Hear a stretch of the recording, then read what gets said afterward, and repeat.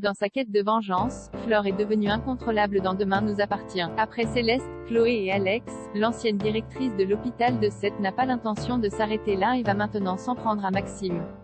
Attention, cet article contient de nombreux spoilers sur les prochains épisodes de Demain nous appartient. Si vous ne voulez rien savoir, ne lisez pas ce qui suit. Depuis plusieurs semaines, les membres du clan Delcourt sont visés par de multiples attaques dans Demain nous appartient.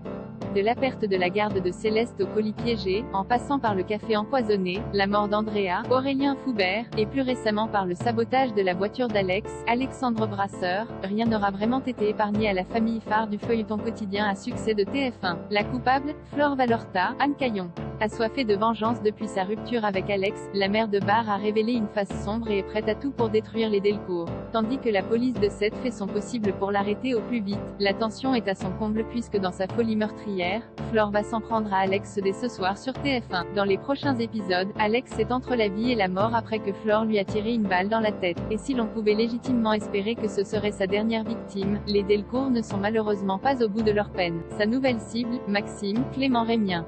Lors de l'épisode qui sera diffusé jeudi soir sur TF1, Maxime, Judith, Alice Varela, et Chloé, Ingrid Chauvin, sont à l'hôpital et attendent de connaître le verdict sur l'état de santé d'Alex, qui est sur la table d'opération depuis plus de 5 heures. Éprouvant le besoin de s'aérer l'esprit, Maxime décide d'aller prendre l'air. Au moment où il approche de sa voiture, le jeune homme tombe face à face avec Flore.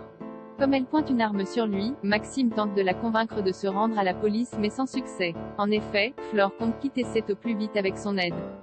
Pour ce faire, l'ancienne directrice de l'hôpital Saint-Clair se met alors en tête de le prendre en otage.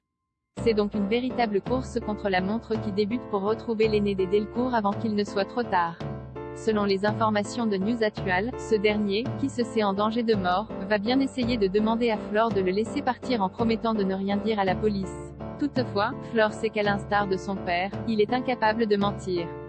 Alors qu'il roule désormais depuis de longues heures en direction de l'Espagne, Maxime va lui faire croire qu'il est fatigué pour se dégourdir les jambes quelques minutes. Quand il refuse ensuite de remonter dans le véhicule, Flore le tient en joue. Peu après, Maxime profite qu'elle baisse son pistolet pour tenter de la désarmer mais dans leur lutte, un coup de feu retentit. Qui de Maxime ou de Flore a été touché? Flore a-t-elle dit son dernier mot? De son côté, la police parviendra-t-elle enfin à l'arrêter avant qu'il ne soit trop tard?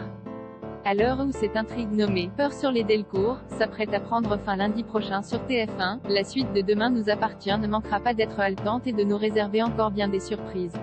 Des épisodes à ne surtout pas manquer.